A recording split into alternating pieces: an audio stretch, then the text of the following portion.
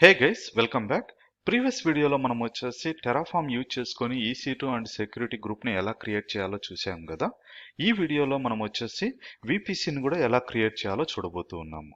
So VPCని create చేసేదానికి multiple steps ఉంటాయి. Even మీరు వచ్చేసి GUI నుంచి క్రియేట్ చేసినా కానీ మీకు ఆల్రెడీ అర్థమై ఉంటుంది ఏమేమి స్టెప్స్ ఇన్వాల్వ్ అయ్యి ఉన్నాయి అన్నది. ఓకే, సో దీనికోసం నేను ఒక ఫైల్ క్రియేట్ చేశాను. ఈ ఫైల్లోకి వెళ్ళినట్టయితే లిస్ట్ ఆఫ్ ద స్టెప్స్ ఉన్నాయి. ఇక్కడ చూడండి, VPCని క్రియేట్ చేయడానికి మేజర్గా ఫస్ట్ VPCని క్రియేట్ చేస్తాం. తర్వాత subnet, internet gateway, route table and route table association. These are the major components.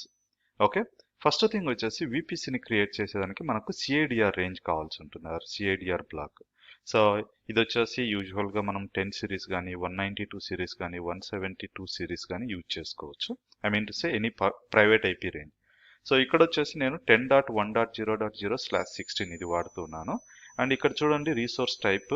So resource type వచ్చేసి AWS VPC. ఇది వచ్చేసి మనం టెరాఫామ్ డాక్యుమెంటేషన్లోనే ఫైండ్ అవుట్ చేయొచ్చు. అండ్ నేమ్ వచ్చేసి ఇది. నెక్స్ట్ VPC నేమ్ వచ్చేసి ఇక్కడ ట్యాగ్ లాగా ఇస్తూ ఉన్నాం. Okay, quite simple, straight forward. Only CIDR range కావాలి. ఓకే, నెక్స్ట్ థింగ్ వచ్చేసి సబ్నెట్ క్రియేట్ చేయాల్సి ఉంటుంది. సో సబ్నెట్ క్రియేట్ చేయాలంటే ఈ సబ్నెట్ అనేది మనం ఈ VPCలో క్రియేట్ చేయాల్సి ఉంటుంది. అంటే మనం ఈ సబ్నెట్ క్రియేట్ చేసే ముందే VPC క్రియేట్ చేయాలి. కానీ మనకు ఈ VPC నేమ్ ఏంటి అనేది మనం క్రియేట్ చేసేంత వరకు అర్థం కాదు. ఎందుకంటే ఒకవేళ సబ్నెట్ క్రియేట్ చేస్తున్నామంటే ఈ VPC ఆల్రెడీ క్రియేట్ అయి ఉండాలి, అప్పుడు మాత్రమే ఈ సబ్నెట్ క్రియేట్ అవుతుంది. లేదంటే మనకు ఇది పబ్లిక్ VPCలో క్రియేట్ అవుతుంది. సో ఈ ప్రాబ్లమ్ని ఓవర్కమ్ చేసేదానికి మనము డైనమిక్గా రీసోర్సెస్ని రిట్రీవ్ చేయొచ్చు. ఈ డైనమిక్గా రీసోర్సెస్ని రిట్రీవ్ చేసుకునేదానికి మనము resource type dot resource name dot ID అన్నట్టు ఇస్తాం. సో ఈ వాల్యూ ఏదైతే క్రియేట్ అవుతుందో ఈ VPC, ఆ వాల్యూని ఎలా రిట్రీవ్ చేయొచ్చు అంటే ఇది రీసోర్స్ నేమ్ కదా, resource name dot resource label dot ID అని ఇచ్చినట్టయితే ఈ రీసోర్స్ ఏదైతే క్రియేట్ అవుతుందో అది మనము వేరే రీసోర్స్లో యూజ్ చేసుకోవచ్చు. సో సబ్నెట్ క్రియేట్ చేయాలంటే ఆబ్వియస్గా మనకు వచ్చేసి ఒక అవైలబిలిటీ జోన్ కావాల్సి ఉంటుంది. అగైన్ దీనికి కూడా సబ్నెట్ ఐడి రేంజ్ కావాల్సి ఉంటుంది. అండ్ VPC, ఏ VPCలో క్రియేట్ చేయాలనేది కూడా కావాల్సి ఉంటుంది. సో ఇక్కడ చూడండి, రీసోర్స్ వచ్చేసి ఇది AWS సబ్నెట్. అగైన్ ఇది వచ్చేసి టెరాఫామ్ డాక్యుమెంటేషన్లో ఉంటుంది. అండ్ సబ్నెట్ రీసోర్స్ నేమ్ వచ్చేసి ఇది ఇస్తున్నాను. I mean to say label వచ్చేసి DPW అంటే DevOps project workshop public subnet 01 అని ఇస్తున్నా. ఎందుకంటే గోయింగ్ ఫార్వర్డ్ మనం మల్టిపుల్ సబ్నెట్స్ క్రియేట్ చేసినా కానీ వాటికి అప్రాప్రియేట్ నేమింగ్ కన్వెన్షన్ ఇచ్చుకునేదానికి.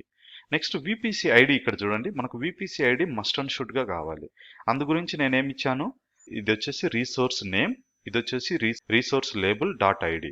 సో ఇక్కడ పైకి వెళ్ళి చూసినట్లయితే మీరు అది చూడొచ్చు, resource name resource label dot ID same thing కదా. సో జస్ట్ ఇది కాపీ చేసుకొని మీరు మధ్యలో డాట్ పెట్టేసి డాట్ ఐడి అని ఎక్స్ట్రా ఇస్తే సరిపోతుంది, అంతే. అది వచ్చేసి VPC ID. Next CIDR block range ఇవ్వాలి. నెక్స్ట్ థింగ్ వచ్చేసి map public IP on launch. Nothing but మనము సర్వర్ని లాంచ్ చేసేటప్పుడు పబ్లిక్ IP కావాల్సి ఉంటుంది కదా, అది వచ్చేసి ఈ పారామీటర్ త్రూ వస్తుంది. ఐ మీన్ టు సే ఈ అట్రిబ్యూట్ త్రూ వస్తుంది. ఈ అట్రిబ్యూట్ లేనట్లయితే మనకు ఆ వాల్యూ రాదు. నెక్స్ట్ అవైలబిలిటీ జోన్, ఏ అవైలబిలిటీ జోన్లో క్రియేట్ అవ్వాలి. సో మేక్ ష్యూర్ దట్ ఇది వచ్చేసి మనం VPC ఎక్కడైతే క్రియేట్ చేస్తున్నామో అదే రీజియన్లో ఉండే అవైలబిలిటీ జోన్ నేమ్ను మాత్రమే తీసుకోండి. నెక్స్ట్ ఇది వచ్చేసి సబ్నెట్ నేమ్. అలాగే నెక్స్ట్ ఇంటర్నెట్ గేట్వే క్రియేట్ చేయాలి కదా. సో ఇది వచ్చేసి ఇంటర్నెట్ గేట్వే క్రియేట్ చేసేదానికి.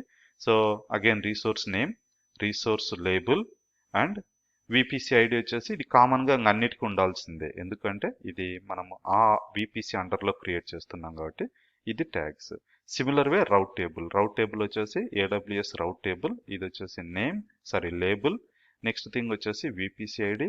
అండ్ రౌట్ టేబుల్లో వచ్చేసి మనము యాడ్ చేయాల్సి ఉంటుంది కదా ఈ ఇంటర్నెట్ గేట్వేని. ఇక్కడ చూడండి గేట్వే ఐడి ఇంటర్నెట్ గేట్వేని మనం యాడ్ చేస్తూ ఉన్నాము ఈ రౌట్ టేబుల్కి. ఓకే, ఏదైతే క్రియేట్ చేస్తున్నామో అది. నెక్స్ట్ వచ్చేసి రౌట్ టేబుల్ అసోసియేషన్, అంటే మన సబ్నెట్ని రౌట్ టేబుల్కి యాడ్ చేయాలి కదా. దీనికి 2 పారామీటర్స్ కావాల్సి ఉంటుంది. ఒకటి వచ్చేసి సబ్నెట్ ఐడి, ఇంకోటి రౌట్ టేబుల్ ఐడి.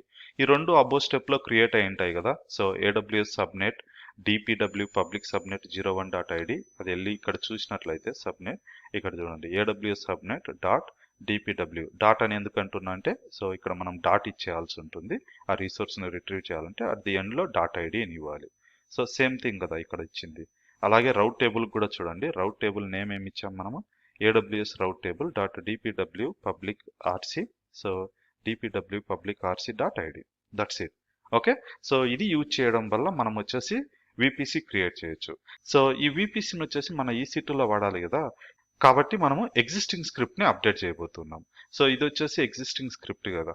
ఓకే, సో ఇక్కడ స్క్రోల్ డౌన్ చేసేసి ఫస్ట్ థింగ్ వచ్చేసి విపిసి క్రియేట్ చేసేదానికి మనం ఇక్కడి కోడ్నే కాపీ చేసుకోవచ్చు. ఓకే, డైరెక్ట్ గా, ఎందుకంటే నేను ఈ రిక్వైర్మెంట్ కు తగ్గట్టుగానే మాడిఫై చేశాను. సో ఇది వచ్చేసి విపిసి. నెక్స్ట్ థింగ్ వచ్చేసి ఇది వచ్చేసి సబ్నెట్. నెక్స్ట్ ఇది వచ్చేసి ఇంటర్నెట్ గేట్వే. ఒకవేళ రాయాల్సినా కానీ రాయొచ్చు, but it will take some time. మేజర్గా మనం కాన్సన్ట్రేషన్ చేసేది డెవాప్స్ పైప్లైన్ కాబట్టి ఇది కొంచెం నేను ముందుగానే రాసి పెట్టి ఇక్కడ రిట్రీవ్ చేసేదానికి ట్రై చేస్తాను. ఓకే, సో ఇప్పుడు మనము విపిసికి కావాల్సినవన్నీ ఇచ్చాము, బట్ వన్ మోర్ థింగ్ ఏంటంటే ఈ సెక్యూరిటీ గ్రూప్ కూడా ఇదే విపిసిలో క్రియేట్ అవ్వాలి. కాబట్టి ఇక్కడ కూడా మనము విపిసి ఐడి ఇవ్వాలి. VPC ID. So what is the VPC ID? Simple, నేను మళ్ళీ మీకు చూపిస్తాను ఎలా తీసుకోవాలని. సో ఇది వచ్చేసి విపిసి కదా, అండ్ ఇది సీక్వెన్స్ లోనే ఉండాల్సిన అవసరం లేదు. I mean to say VPC ఐడిని మనం కింద ఇస్తున్నాం కదా, ఫస్ట్ సెక్యూరిటీ గ్రూప్ క్రియేట్ అవుతుంది కదా అన్నట్టు ఆలోచించాల్సిన అవసరం లేదు. ఎందుకు అంటే ఇది ఆటోమేటిక్ గా తీసుకుంటుంది. ఐ మీన్ టు సే అర్థం చేసుకుంటుంది ఏ రిసోర్స్ తర్వాత ఏ రిసోర్స్ ని క్రియేట్ చేయాలా అన్నది. Okay, dot ID. Okay, so మనకు ఇక్కడ విపిసి ఐడి ఇచ్చాము. నెక్స్ట్ వన్ మోర్ థింగ్ వచ్చేసి ఇక్కడ మనము ఈ సెక్యూరిటీ గ్రూప్ అండ్ సబ్నెట్ కూడా మనం ఇవ్వాలి కదా. ఈ EC2 వచ్చేసి ఏ సబ్నెట్ లో క్రియేట్ అవ్వాలి అన్నది, అది కూడా మనం ఇక్కడ ప్రొవైడ్ చేయాల్సి ఉంటుంది. దీనికి వచ్చేసి మనము సబ్నెట్ ఐడి అని ఇవ్వాలి. సో మన సబ్నెట్ ఐడి ఏంటి? ఇప్పుడు AWS ఇంటర్నెట్ గేట్వే కాదు, రౌట్ టేబుల్ కాదు, ఇది ఇక్కడ చూడండి, AWS సబ్నెట్ DPW, ఇది మనకు కావాల్సింది డాట్ ఐడి. ఓకే, ఇది వచ్చేసి సబ్నెట్ ఐడి. అండ్ ఎప్పుడైతే మనము వేరియబుల్ కైండ్ ఆఫ్ నేమ్స్ తీసుకుంటామో వాటిని డబల్ కోట్స్ లో పెట్టాల్సిన అవసరం లేదు. ఓకే, అది గుర్తుపెట్టుకోండి. ఒకవేళ డబల్ కోట్స్ లో పెట్టేలాగైతే డాలర్ అని ఇవ్వాల్సి ఉంటుంది. ఓకే, ఐ థింక్ నేను వచ్చేసి కావాల్సిన రీసోర్సెస్ అన్నిటిని అప్డేట్ చేశాను. Let me save this file. And execution ఎలా చేయాలి అనేది నెక్స్ట్ వీడియోలో చూద్దాము, ఎందుకంటే ఇది లిటిల్ బిట్ లెంతీ అయింది కాబట్టి. Okay, let's see you in the next video.